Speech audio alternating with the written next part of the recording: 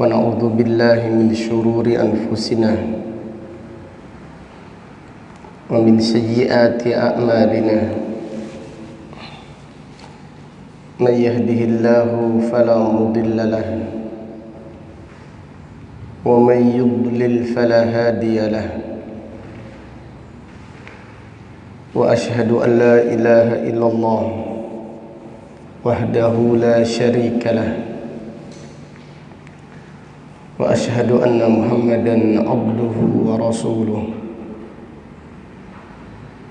أما بعد فإن أصدق الحديث كتاب الله وخير الهدي هدي محمد صلى الله عليه وسلم وشر الأمور محدثاتها وكل محدثة بدعة وكل بدعة ضلالة وكل ضلالة في النار. اللهم فقهنا في الدين وعلمنا التأويل. اللهم علمنا ما ينفعنا وانفعنا بما علمتنا وزدنا علما وأصلح لنا شأننا كله ولا تكلنا إلى أنفسنا طرفة عين. Alhamdulillah, pada pagi yang berbahagia ini, hari Ahad tanggal 23 bulan Rajab tahun 1445 Hijriah, dengan izin Allah Ta'ala kita melanjutkan kembali kajian kitab Sifat Salatin Nabi Sallallahu Alaihi Wasallam Minat takbiri ila taslim ka'annaka taraha, yang ditulis Fadilatul Syekh Al-Muhaddits Al-Allamah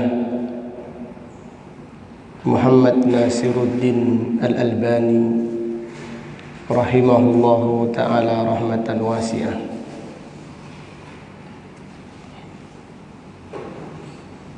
Qala al-musannif rahimahullah al-qiyam, berdiri.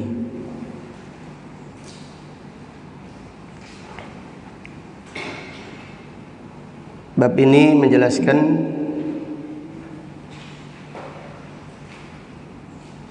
bahwasannya berdiri termasuk rukun sholat. Bab ini menjelaskan bahwasannya berdiri termasuk rukun sholat, dan seseorang tidak dibolehkan sholat dengan duduk kecuali karena udzur. Jadi seseorang tidak boleh sholat dengan duduk kecuali disebabkan udzur.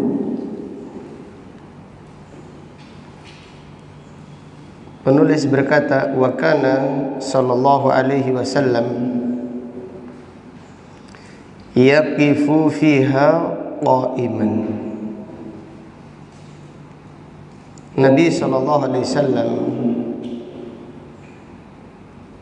mengerjakan salat dengan berdiri fil fardi wat tatawwu, baik salat fardu ataupun salat sunnah. i'timaran biqaulihi ta'ala. Rasulullah sallallahu alaihi wasallam melaksanakan perintah Allah Ta'ala, wa qumu lillahi qanitin, dan berdirilah lillah, karena Allah. Qanitin ay sakitin khashiin, diam dan khusyuk. Jadi ayat ini menjelaskan perintah sholat dengan berdiri, karena berdiri termasuk rukun sholat. Dan juga pada ayat ini terdapat perintah diam, dilarang berbicara. Karena di awal-awal Islam para sahabat berbicara di dalam sholatnya. Setelah takbiratul ihram, Allahu Akbar, mereka ngobrol. Kaifa haluk? Bagaimana kabarnya? Bagaimana anak istri, sehat semuanya? Nah, ini di awal-awal Islam. Setelah itu Allah menurunkan firman-Nya, wa qumu lillahi qanitin, berdirilah karena Allah dengan diam, dengan khusyuk. Maka para sahabat berkata, fa umirna bisukut, kita diperintahkan diam, tidak boleh ngobrol. Kemudian wanuhina anil kalam, kita dilarang berbicara. Rasulullah sallallahu alaihi wasallam bersabda, inna hadhihi sholata la tasluhu syai'an min kalamin nas, sesungguhnya salat ini tidak boleh diisi dengan ucapan manusia, tidak boleh ngobrol, tidak boleh berbicara. Innama hiya dzikrun wa tilawatul Qur'an, salat itu zikir dan membaca Al-Quran. Jadi setelah turunnya ayat ini, para sahabat tidak lagi berbicara di dalam sholatnya.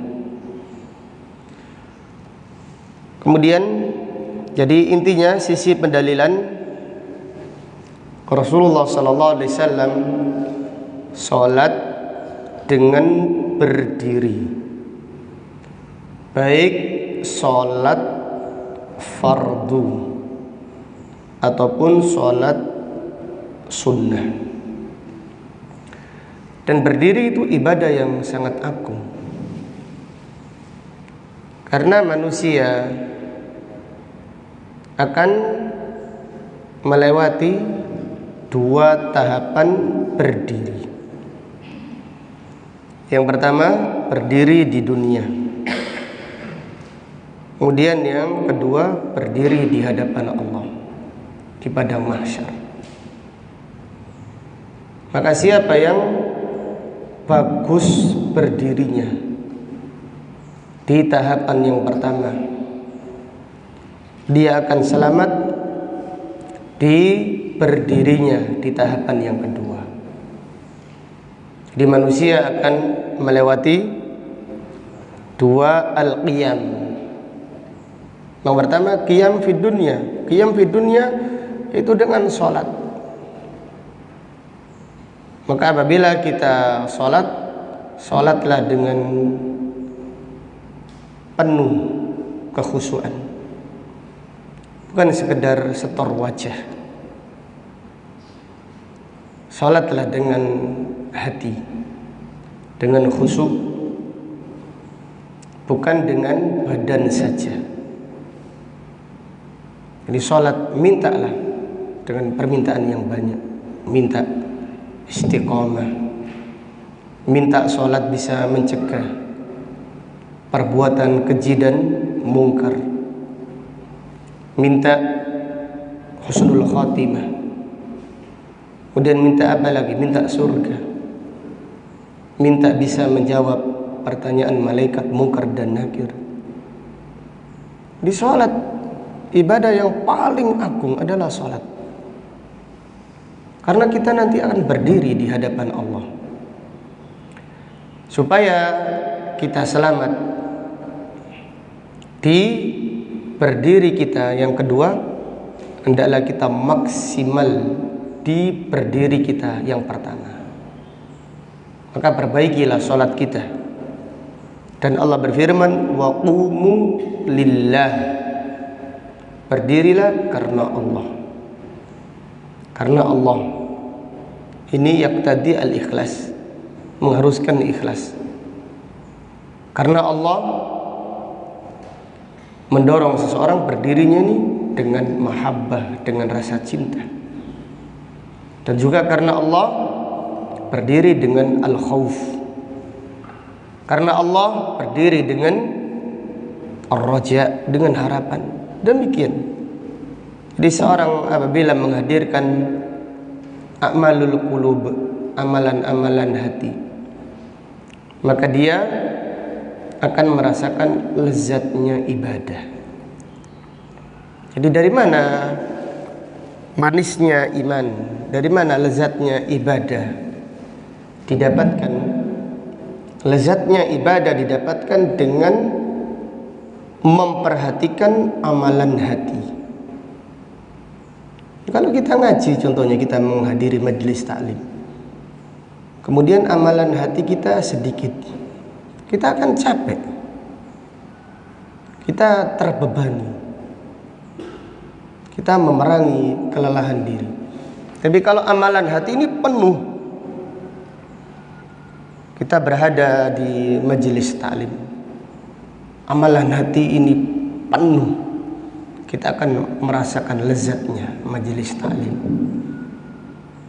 Para sahabat radhiyallahu anhum berkata, seperti yang dikatakan Hamdalah, ya Rasulullah, inna kunna fi majlisika ka'annana ra'aynal jannah ra'yal ain. Ya Rasulullah, kami di majelismu seakan-akan kami melihat surga dengan mata kita.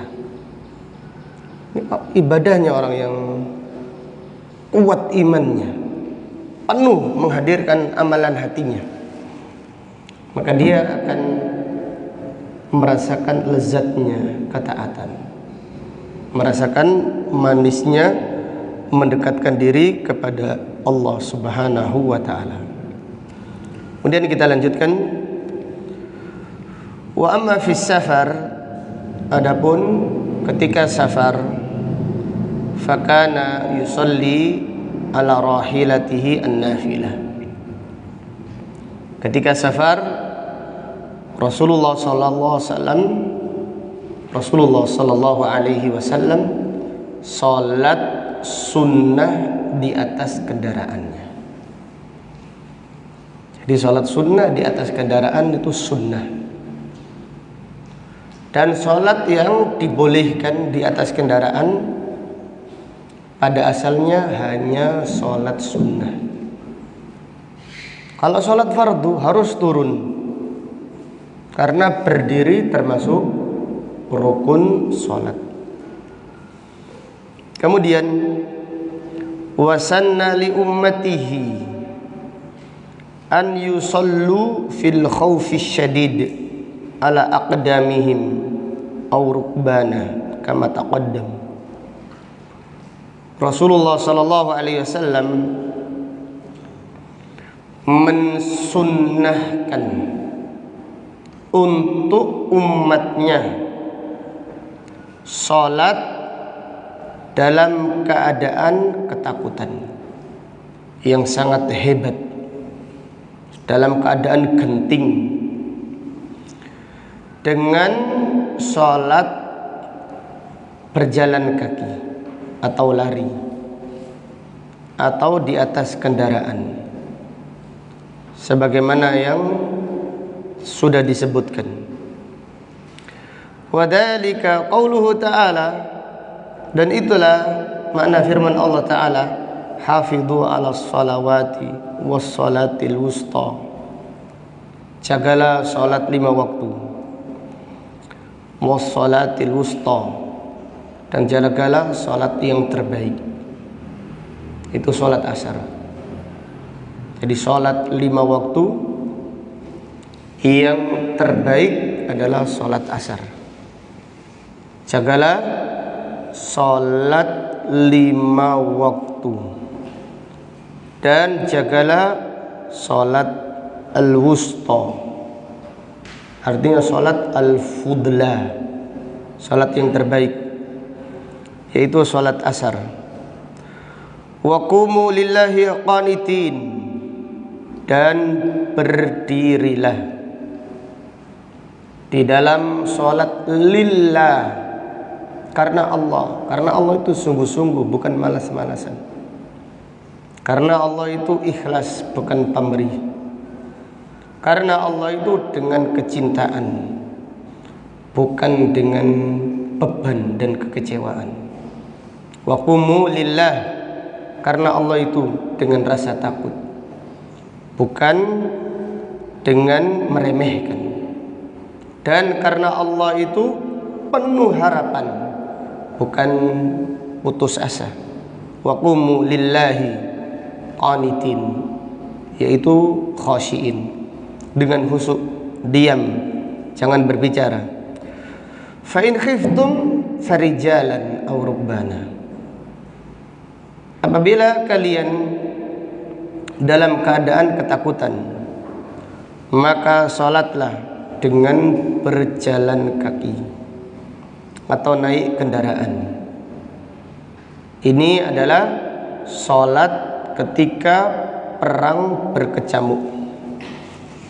Fa idza amintum, apabila kalian dalam keadaan aman, fadhkurullaha kama 'allamakum ma lam takunu ta'lamun, maka berzikirlah kepada Allah sebagaimana yang Allah ajarkan kepada kalian apa yang tidak kalian ketahui. Jadi ayat ini menjelaskan perintah sholat dengan berdiri. Kemudian ayat ini menjelaskan ketika keadaan genting, perang sudah berkecamuk, maka dalam keadaan tersebut sholatnya boleh dengan berjalan kaki, dengan lari, dan juga dengan naik kendaraan. Ini dalam keadaan yaitu ketakutan, perang yang sudah berkecamuk. Ayat ini juga menjelaskan pentingnya ibadah sholat, tidak gugur walaupun terjadi peperangan. Jadi sholat adalah ibadah yang sangat agung. Dalam keadaan perang, sholat tidak gugur. Sakit, sholat tidak gugur. Dalam keadaan apapun, tetap diwajibkan sholat. Sampai seseorang meninggal dunia, baru dia tidak diwajibkan sholat. Atau orang yang tidak berdaya, koma, tidak sadar, ini baru tidak ada kewajiban baginya. Tapi kalau sadar harus mengqadha, kecuali kalau komanya sangat lama sekali.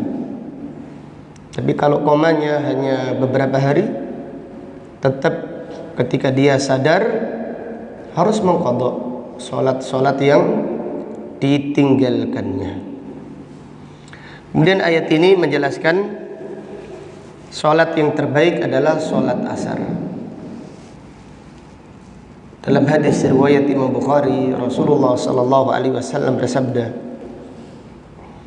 "Man taraka salatal asri habita amalu." Siapa yang meninggalkan salat asar, amalnya dihapus oleh Allah. Rasulullah sallallahu alaihi wasallam juga bersabda, "Alladzi tafutuhu salatul asar." Orang yang ketinggalan salat asar, faka'annama wutira ahlahu wa ma'alah. Seakan-akan hartanya dirampas dan keluarga semuanya dibunuh. Dianggap saja rumahnya dibom, keluarganya meninggal dunia seluruhnya, hartanya habis. Kata Rasulullah SAW, orang yang semacam itu lebih baik daripada orang yang ketinggalan sholat asar. Jadi Rasulullah SAW bersabda, sekiranya kalian hilang semua hartanya, dirampas, dan keluarganya semuanya dibunuh, lebih baik daripada ketinggalan sholat asar. Jadi sholat asar adalah sholat yang terbaik. Maka pada ayat ini Allah menyebutkan secara khusus setelah disebutkan secara umum. Jagalah sholat 5 waktu, mencakup sholat asar. Dan jagalah sholat al-wusta, yaitu sholat asar. Disebutkan secara umum dan disebutkan secara khusus karena li'ahammiyatihi, karena pentingnya sholat asar, karena keistimewaan sholat asar. Kemudian dalil berikutnya, wa sallallahu alaihi wasallam fi maradi mautihi jalisan. Rasulullah sallallahu alaihi wasallam salat ketika sakit yang mengantarkannya meninggal dunia, di sakitnya yang terakhir. Beliau sholat dengan duduk, dan duduknya bersila. Jadi Rasulullah SAW di akhir hayatnya, ketika sakit parah, beliau sholat dengan duduk bersila. Hadis ini menjelaskan dibolehkan sholat dengan duduk bagi siapa yang memiliki uzur. Dibolehkan sholat dengan duduk bagi siapa yang memiliki uzur. Dan sholat dengan duduk, boleh duduk iftirash, boleh duduk tawarruk, boleh duduk bersila, boleh duduk dengan selonjoran. Ini sesuai dengan kemudahannya, sesuai dengan yaitu yang memudahkan bagi orang yang sakit tersebut. Adapun Rasulullah SAW ketika itu duduknya dengan bersila. Wa shallaha kadzalika marratan ukhra qabla hadhihi hina ishtaka. Dan juga Rasulullah SAW pernah salat dengan duduk qabla hadhihi, sebelum sakit parah. Pernah Rasulullah SAW naik kuda kemudian jatuh, sehingga Nabi SAW sakit dan sholat duduk. Wa shallan nasu wara'ahu qiyaman, dan para sahabat sholat berdiri di belakang Rasulullah sallallahu alaihi wasallam. Fa asyara ilaihim an ijlisu. Rasulullah sallallahu alaihi wasallam memberi isyarat kepada para sahabat untuk duduk. Fajalasu, maka para sahabat pun duduk. Jadi Nabi SAW menjadi imam, salat dengan duduk.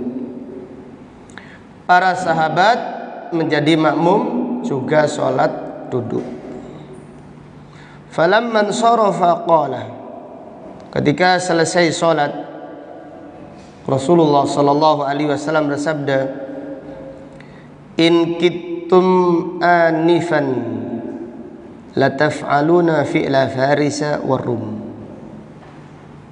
Hampir kalian tadi melakukan perbuatan orang-orang Persia dan Romawi. Yaqumuna ala mulukihim wa hum qu'ud. Mereka berdiri menghormati pemimpinnya, sedangkan raja-rajanya duduk. Fala taf'alu, jangan melakukan demikian.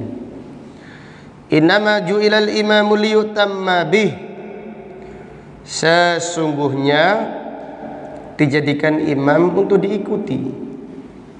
Fa idza raka'a farka'u, apabila imam ruku maka rukuklah. Wa idza rafa'a farfa'u, apabila imam bangkit dari ruku maka bangkitlah.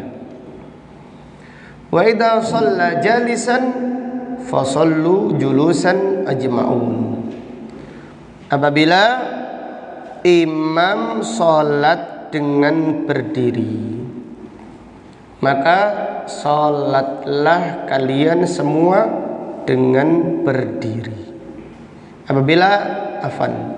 Apabila imam salat dengan duduk, maka salatlah kalian semua dengan duduk. Ini di awal-awal Islam. Rasulullah SAW salat duduk dan para sahabat salat berdiri. Maka Rasulullah SAW memerintahkan para sahabat dengan isyarat untuk duduk. Ini di awal-awal Islam. Adapun di akhir hayatnya, sebelum meninggal dunia, Rasulullah SAW salat dengan duduk, sedangkan para sahabat salat dengan apa? Berdiri. Di akhir hayatnya, Rasulullah SAW pernah mengimami dengan duduk, dan para sahabat salat di belakang Nabi SAW dengan berdiri. Maka Al-Imam Al-Humaydi, gurunya Al-Imam Bukhari, berpendapat bahwasanya hadis ini adalah hadis yang mansukh, hadis yang dihapus. Kenapa? Karena yang terakhir itu yang diambil. Yang terakhir Rasulullah SAW tidak memerintahkan para sahabat untuk duduk, sehingga apabila imam salat dengan duduk, maka makmum tetap salat dengan apa? Berdiri. Kemudian apa rahasianya? Kenapa Rasulullah SAW melarang para sahabat untuk salat berdiri di awal Islam? Seperti hadis ini, kenapa Rasulullah SAW menegur para sahabat yang salat berdiri, diperintahkan duduk? Supaya para sahabat tidak menganggap apa yang mereka lakukan itu sebagai bentuk penghormatan kepada imam. Maka Nabi SAW mengatakan, hampir-hampir kalian itu melakukan perbuatan Persia dan Romawi. Persia rajanya duduk, tetapi pengawalnya semuanya apa? Berdiri. Ini yang dilarang oleh Rasulullah sallallahu alaihi wasallam. Tetapi kenapa di akhir-akhir kok tidak dilarang? Karena di akhir-akhir Islam para sahabat sudah paham tauhid. Mereka berdiri bukan untuk mengagungkan imam, tetapi mereka berdiri di dalam sholat untuk beribadah kepada Allah. Contoh yang lain, di awal-awal Islam dilarang ziarah kubur. Kenapa? Karena dikhawatirkan mereka melakukan kesyirikan, dikhawatirkan hulu kepada kuburan orang-orang yang soleh. Tetapi ketika mereka sudah kuat akidahnya, Rasulullah sallallahu alaihi wasallam membolehkan ziarah kubur untuk mengingat kematian, untuk mengingat akhirat. Rasulullah sallallahu alaihi wasallam bersabda, "Kuntu nahaitukum an ziyaratil kubur." Aku melarang kalian dulu, aku melarang kalian dari ziarah kubur. Al-an fazuruha, sekarang ziarahilah untuk mengingat kematian. Tudzakirukumul maut, untuk mengingat kematian dan juga untuk mengingat akhirat. Jadi Nabi sallallahu alaihi wasallam itu tidak suka kalau beliau masuk masjid gitu, sahabat semuanya berdiri. Beliau marah.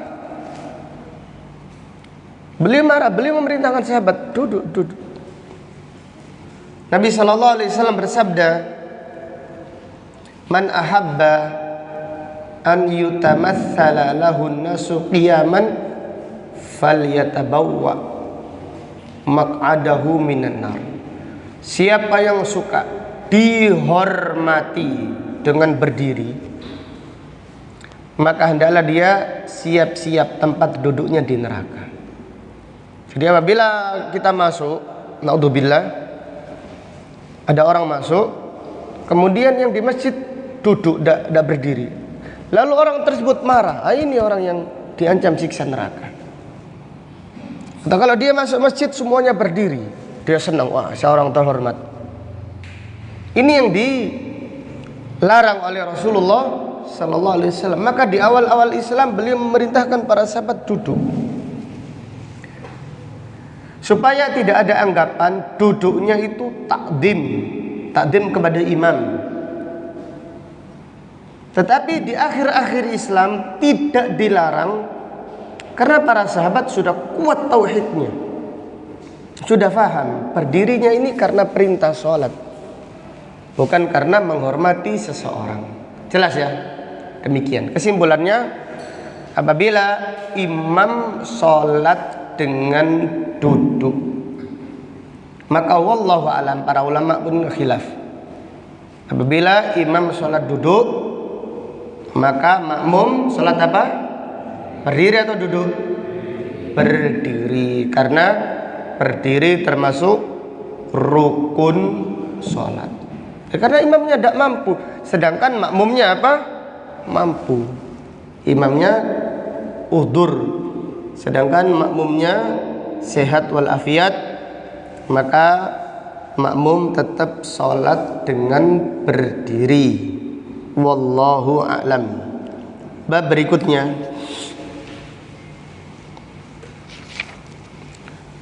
sholatul maridi jalisan, sholatnya orang sakit dengan duduk. Orang yang sakit sholat dengan duduk ada dua keadaan. Orang yang sakit kemudian sholat dengan duduk ada dua keadaan. Yang pertama, tidak mampu berdiri sama sekali. Yang pertama, tidak mampu berdiri. Maka siapa yang sakit kemudian tidak mampu sholat dengan berdiri, dan dia sholat dengan duduk, dia mendapatkan pahala sempurna. Jadi yang pertama, tidak mampu berdiri, jawabannya mendapatkan pahala sempurna. Jadi orang yang sakit sholat dengan duduk karena tidak mampu berdiri, benar-benar tidak mampu, maka dia mendapatkan pahala sempurna. Kemudian yang kedua, orang yang sakit sholat dengan duduk. Orang yang sakit sholat dengan duduk karena keberatan berdiri.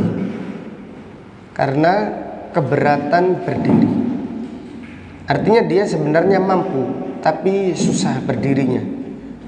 Contohnya asam uratnya tinggi. Orang asam urat kan biasanya tidak sampai mengharuskan sholat dengan duduk. Tapi kalau ada orang yang terluka karena kecelakaan, nggak mampu berdiri, baru sholat dengan apa? Duduk. Jadi orang yang sakit keberatan berdiri, artinya kalau dia berdiri kemeng kakinya, tapi dia mampu sebenarnya kalau dipaksakan mampu.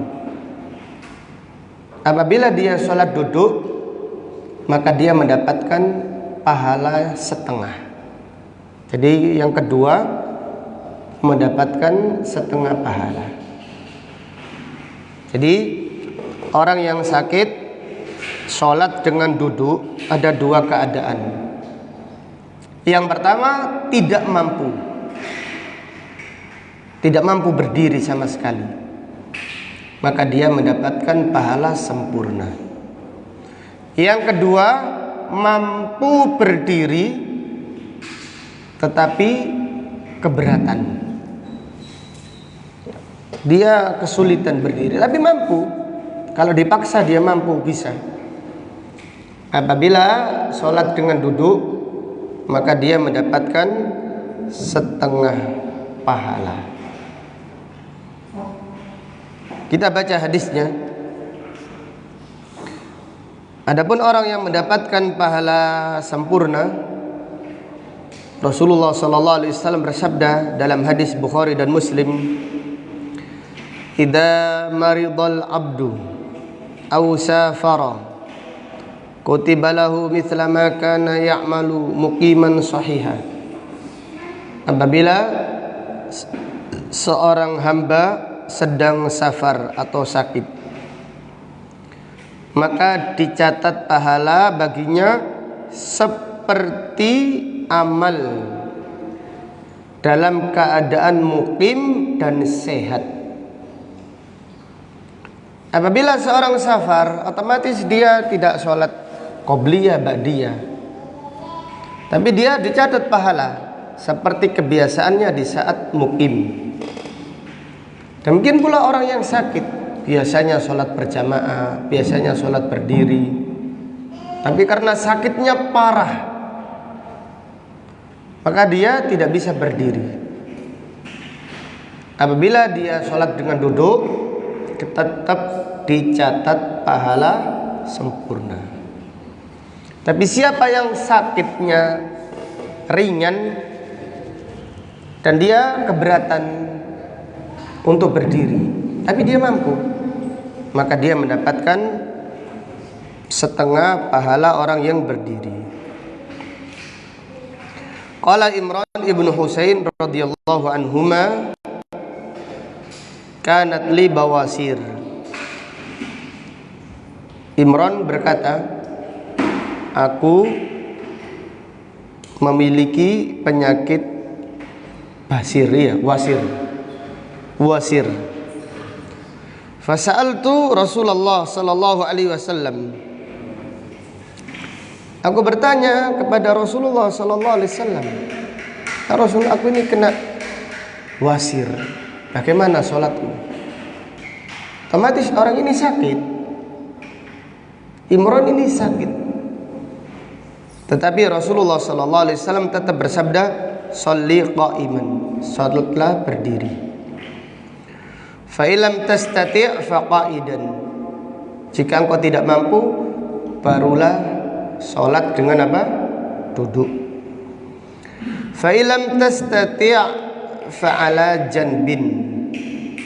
Jika engkau tidak mampu, maka salatlah dengan berbaring. Salat berbaring ya seperti jenazah, badannya menghadap ke arah apa? Kiblat, kakinya di selatan, kepalanya di utara. Ini namanya salat berbaring. Wa qala aidan, Imran juga berkata, sa'altuhu sallallahu alaihi wasallam an salatir rajul wa huwa qa'idun. Aku bertanya kepada Rasulullah sallallahu alaihi wasallam tentang salat seseorang dengan duduk. Yang dimaksud orang yang duduk ini adalah orang yang sakit. Orang yang sakit salat dengan duduk. Faqala man shalla qa'iman fahuwa afdal. Siapa yang salat dengan berdiri lebih baik baginya. Ini orang sakit. Kalau orang enggak sakit ya tidak boleh salat dengan apa? Duduk. Man shalla qa'iman fahuwa afdal. Siapa yang salat dengan berdiri lebih baik baginya. Wa man shalla qa'idan falahu nisfu ajril qa'im. Siapa yang salat dengan duduk, maka dia mendapatkan setengah pahala orang yang salat berdiri. Jadi siapa yang salat duduk, dia mendapatkan pahala separuh salatnya orang yang berdiri. Wa man shalla na'iman, siapa yang salat tidur, siapa yang salat dengan tidur, wa fi riwayatin muttaji'an, berbaring, falahu nisfu ajril qa'id, dia mendapatkan pahala setengah salatnya orang yang duduk. Jadi orang yang salat dengan tidur, apabila dia sebenarnya mampu duduk, apabila dia tetap salat dengan tidur, dia mendapatkan pahala setengah orang yang duduk. Tapi kalau dia tidak benar-benar tidak mampu sama sekali, dia lumpuh contohnya, naudzubillah, tidak bisa berdiri, maka salat berbaring mendapat pahala berapa? Sempurna. Jadi setengah,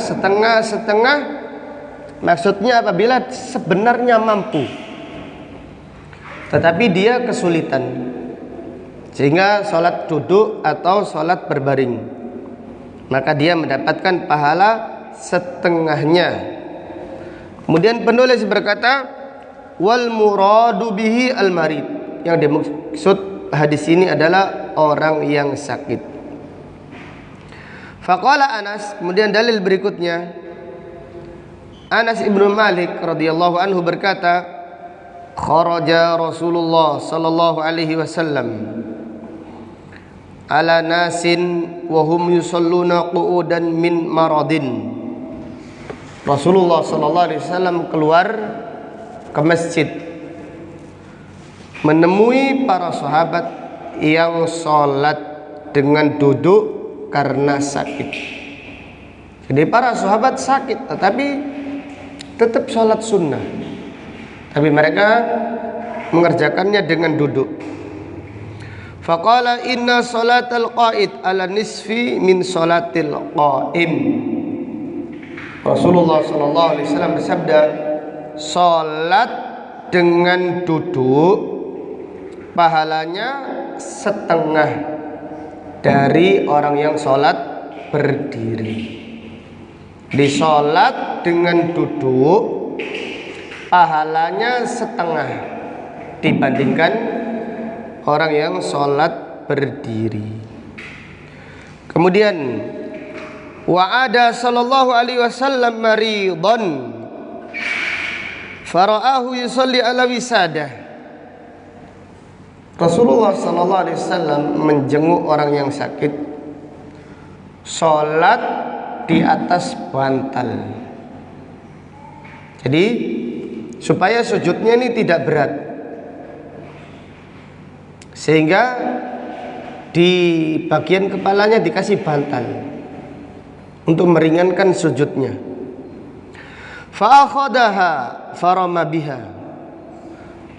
Nabi sallallahu alaihi wasallam mengambil bantal tersebut dan dibuang.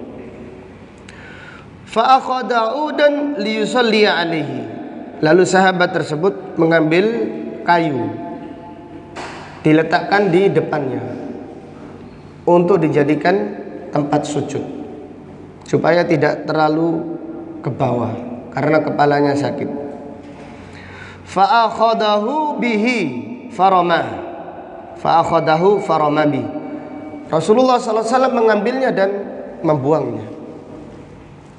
Wa qala, Rasulullah sallallahu alaihi wasallam bersabda, "Shalli 'alal ardi in istata'a."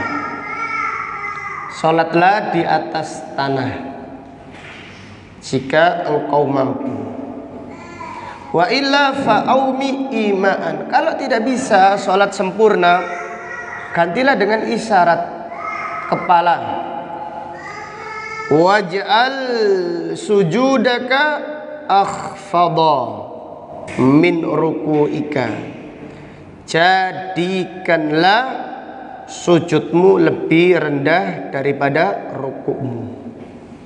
Jadi apabila kita sholat dengan duduk, contohnya duduk di atas kursi, kita tidak mampu, yaitu kita tidak mampu sujud di atas lantai. Bagaimana rukuknya? Bagaimana sujudnya? Atau contohnya kita sholat di atas kendaraan, kita takbir untuk rukuk, Allahu Akbar, Sami Allahu liman hamidah, dan mau sujud, Allahu Akbar, agak lebih rendah. Jadi ketika sujud lebih rendah daripada rukuknya. Demikian, wallahu a'lam. Jadi kesimpulan bab ini menjelaskan dibolehkan sholat dengan duduk bagi siapa yang memiliki udzur. Kemudian siapa yang sholat dengan duduk karena benar-benar tidak mampu, maka dia mendapatkan pahala sempurna. Kemudian siapa yang sholat dengan duduk karena keberatan berdiri, maka dia mendapatkan pahala berapa? Setengah. Maka dia mendapatkan pahala setengah. Wallahu a'lam. Kemudian di antara faedah yang diambil, siapa yang sholat dengan duduk dan tidak mampu sujud di atas lantai, maka rukuknya dan sujudnya diganti dengan isyarat kepala, Allahu Akbar, dengan menggerakkan apa? Kepalanya, menurunkan kepalanya, Allahu Akbar untuk rukuk. Adapun untuk sujud lebih turun lagi, Allahu Akbar. Wallahu ta'ala alam. Sampai di sini kajian kita pada pagi hari ini. Barangkali ada pertanyaan, saya persilahkan, tafadhol. Barakallahu fikum. Bagaimana dengan orang yang benar-benar waras? Nah, kemudian melakukan sholat Sehat berarti. Melakukan sholat dengan duduk.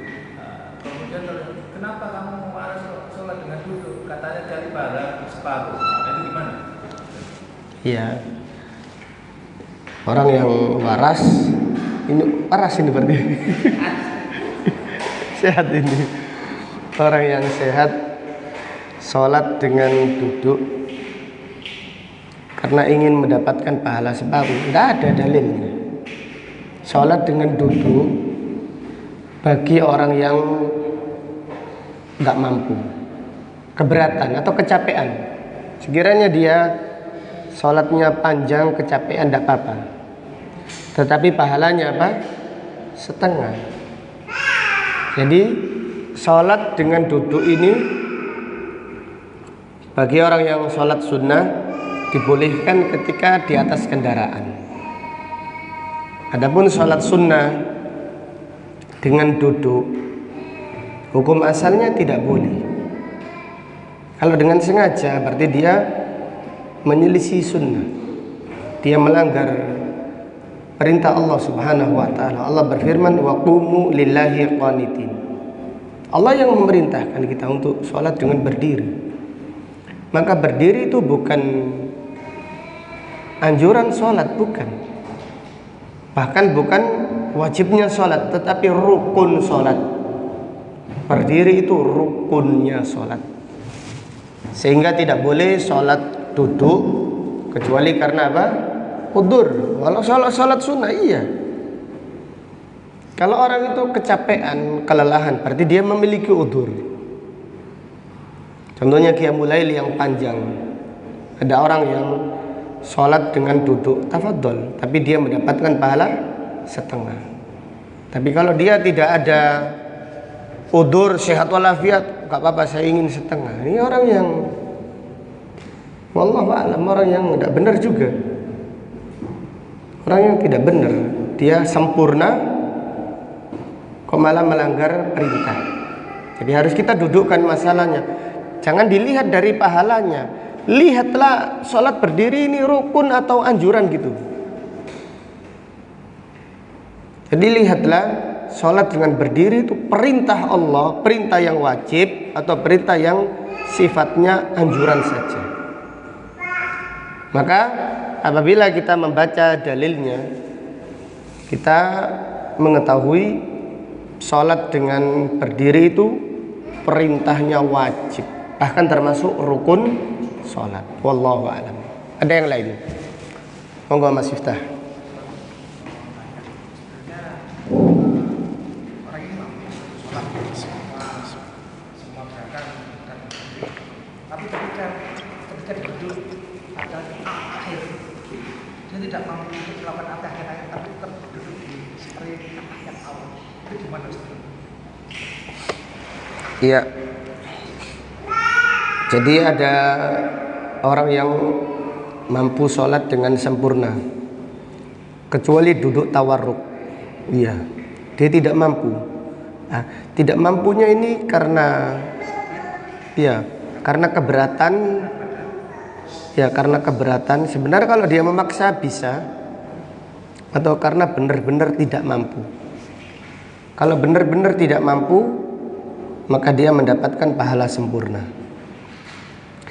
Tetapi kalau dia sebenarnya mampu tapi keberatan, nah ini berkurang pahalanya.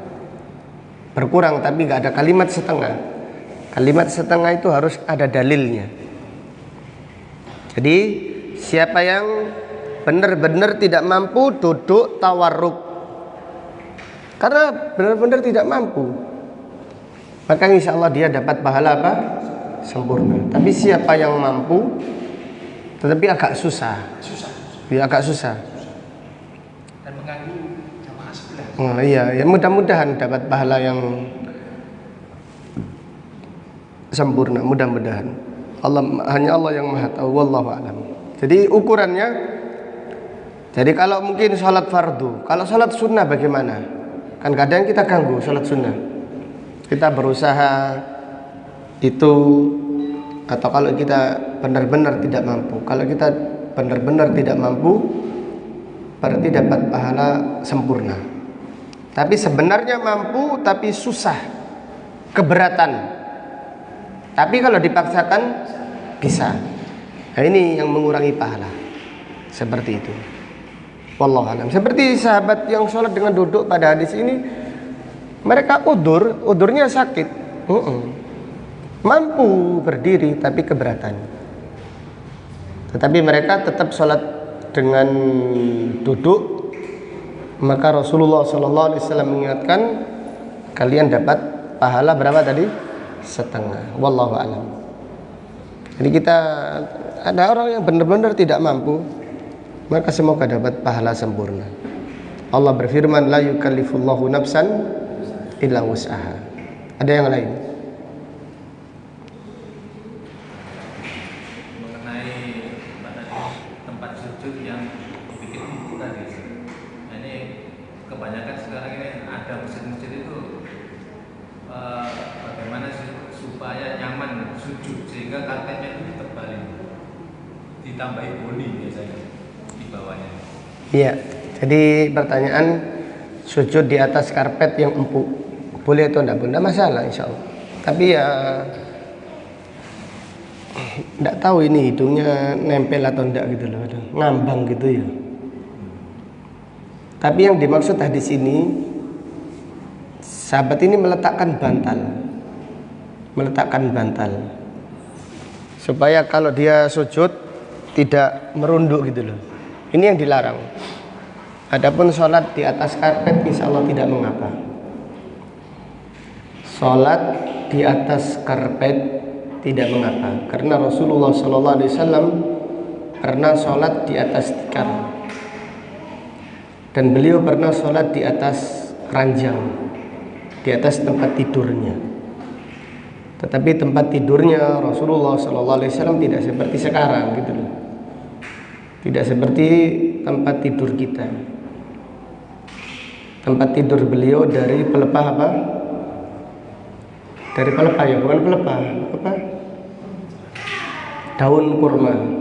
Iya, dari daun kurma. Hah? Iya, anyaman daun kurma. Intinya tidak mengapa. Jadi, tapi kalau terlalu sampai khawatir tidak menempelkan hidung ya ini melampaui batas.